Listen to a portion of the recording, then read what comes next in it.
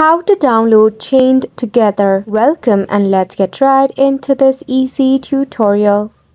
To begin with, you need to launch your Steam on your PC. Make sure that you are logged into your Steam account.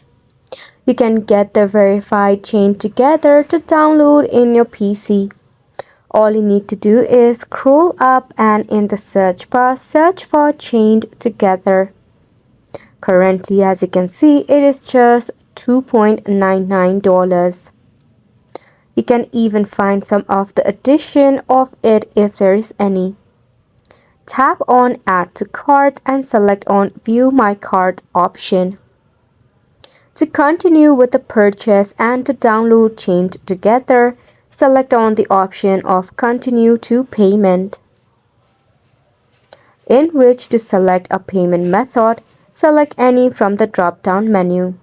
In the case of debit or credit card, enter your card number, expiration date, and your security code. You will also have to enter your billing information and tap on Continue.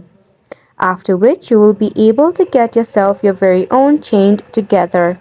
And it's a wrap for the video as well. Thank you so much for tuning in.